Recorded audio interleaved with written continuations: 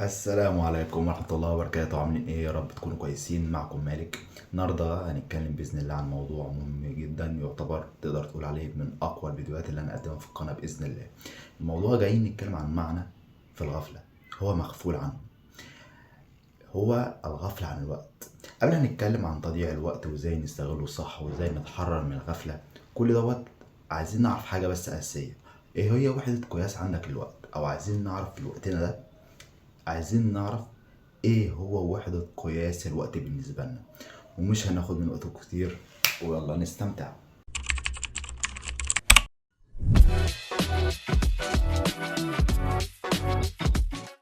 أنا لو جيت سألتك ايه وحدة القياس بالنسبة لك، أول حاجة هتيجي في ذهنك هي الدقيقة أو الثانية أو الساعة أو اليوم أو الأسبوع. الحقيقة إن وحدة القياس في الإسلام هي مختلفة جدا، وهي عجيبة جدا. هي النفس. وأيام السلف كانوا بيحاسبوا نفسهم عن النفس، إزاي النفس يعدي عليهم، إزاي يستغلوا كل نفس خارج وكل نفس داخل. والأعجب من كده إن القرآن الكريم ذكر لنا في كتاب إن عن الموضوع دوت.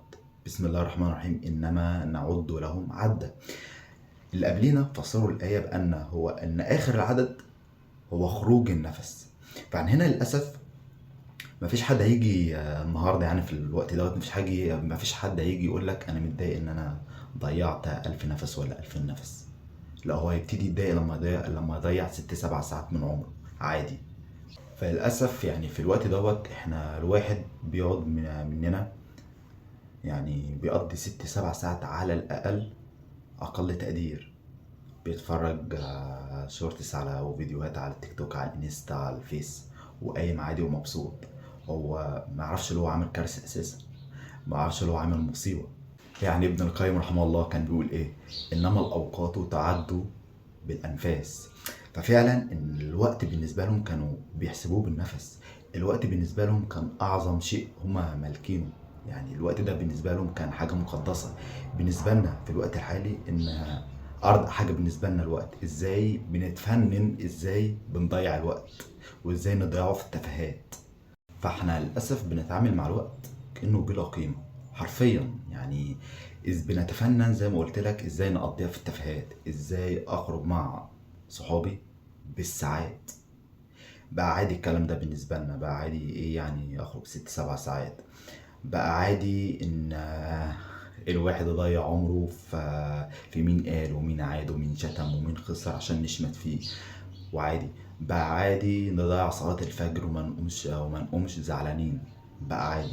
بقى عادي الواحد يشوف اي حد بسم الله الرحمن الرحيم السلام عليكم بتاعته عليا الحركة ايه حساب الدين. بقى عادي، هو معرفش اللي هو كفر بالله اساسا. بقى عادي نفسه ما بتحدثوش بالكلام ده.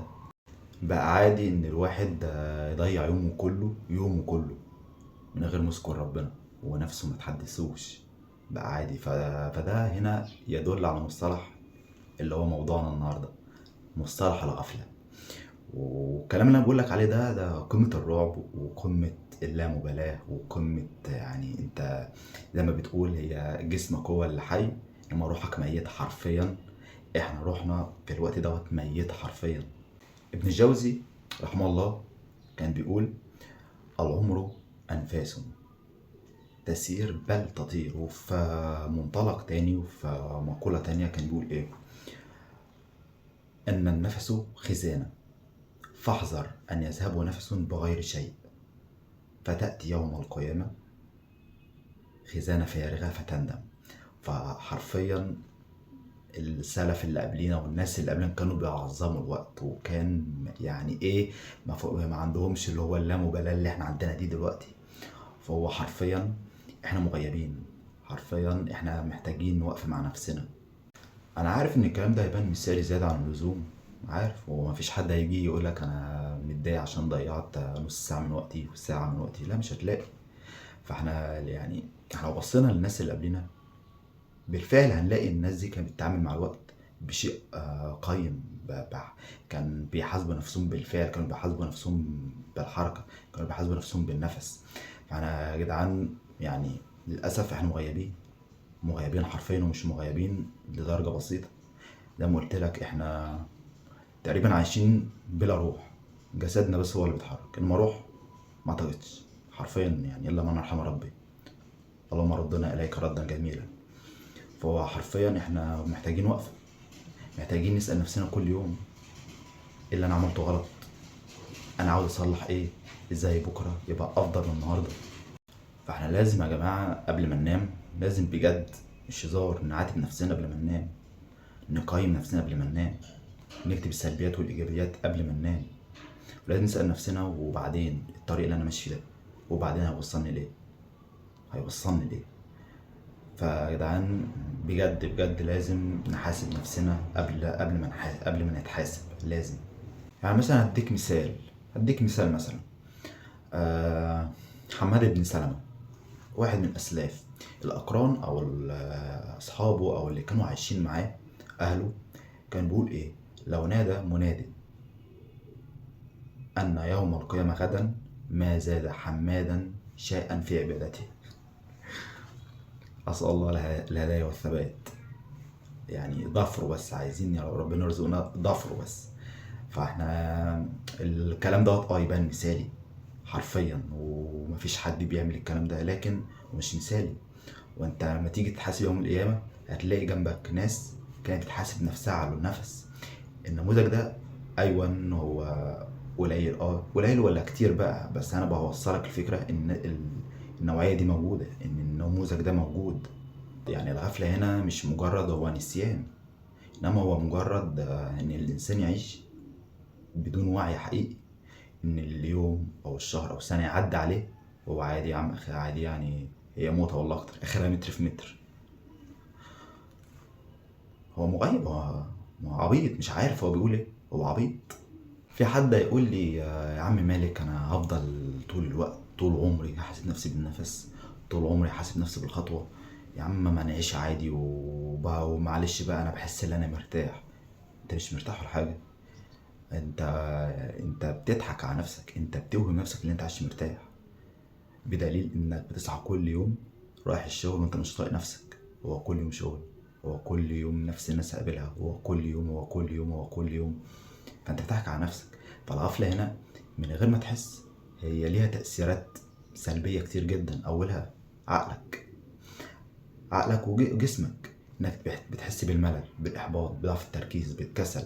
ثانيا بتأثر على روحك، بتبعدك عن ربك، عن ذكرك، عن قرآنك، عن صلاتك.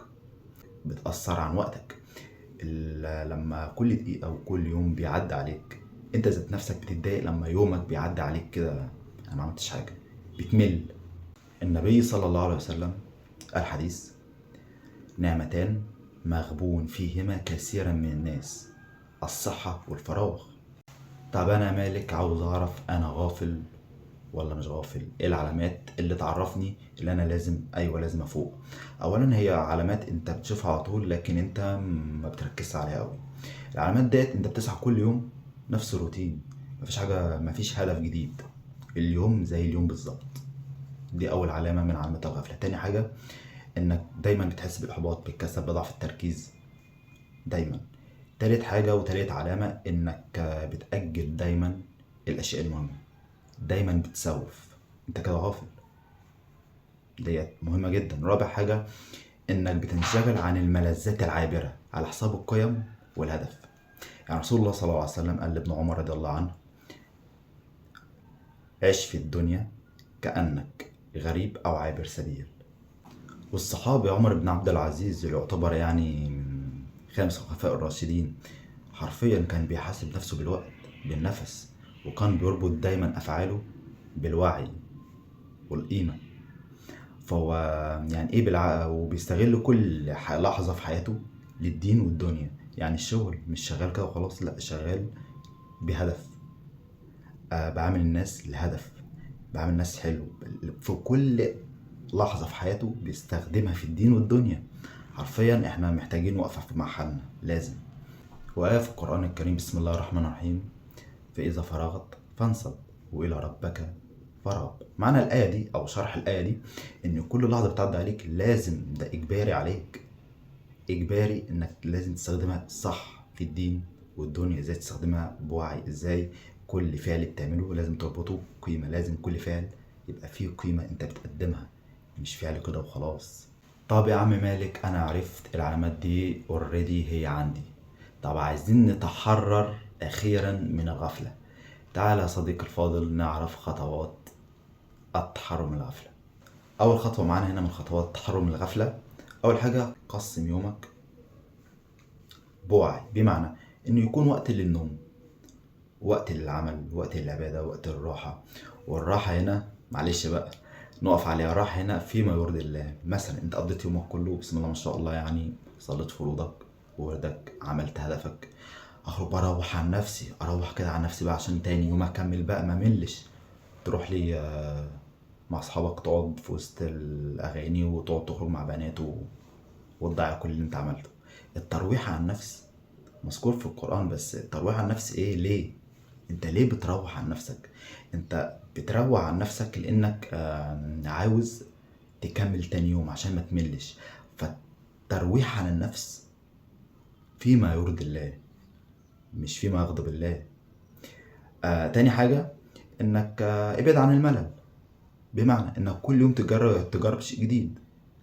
تالت حاجة انك تربط افعالك بالقيم، ان كل فعل بتعمله لازم يبقى فيه قيمة. الصلاة لازم تأثر فيك، مش صلاة كده وخلاص، لازم الصلاة تأثر فيك. الشغل لازم تتعلم من الشغل. رحت شغال عشان اخد اليومية ولا الشهر وسافر على طول، لازم يأثر فيك. قيس دوت بقى على كل فعل انت بتعمله. تعاملك مع الناس لازم يكون باحترام، لازم في كل فعل بتعمله اربطه بقيمة، اربطه بهدف. رابع حاجة انك تكتب اهدافك اليومية، مهمة جدا جدا جدا، لازم تكتبها، لان ده بتشغل ميكانيزم الدماغ وبتخلي الدماغ يشتغل عليها طبيعي. خامس حاجة واهم حاجة الاستمرارية، مش يوم 2 3 اسبوع وترجع. استمرارية احسن من مثالية، يعني خطوة صغيرة كل يوم تقدر تقول عليها افضل من خطوة كبيرة كل يوم ويوم. وفي حديث نبوي بيقول كل امرئ في ظل عمله. حرفيا احنا لابد من استغلال الوقت، لابد من محاسبة النفس، لابد من معاتبة النفس. لازم، والله قسما بالله لو استغلينا وقتنا الصح، والله بإذن الله هنبقى في حتة تانية، والله هنبقى في حتة تانية. فالغفلة هنا حرفيا هتختفي زي ما قلت لك بالخطوات اللي انا قلتها، هتختفي بالوعي، بالعمل المستمر. فكل خطوة بجد هتستغلها صح هتوصلك لحياة أفضل، لنتيجة أفضل، لقرب من ربنا أكتر. فهو يعني حرفيا لازم نسأل نفسنا قبل ما ننام، النهاردة كان عامل إزاي؟ إيه اللي أنا وقعت فيه النهاردة؟ ولازم تصححه، لازم. حاسبوا أنفسكم قبل أن تحاسبوا. وكده وصلنا لنهاية الفيديو، أسأل الله التوفيق والسداد. ما تنسانيش بقى باللايك والاشتراك وفعل الجرس عشان يوصل الفيديو لأكتر عدد من الناس. والسلام عليكم ورحمة الله وبركاته.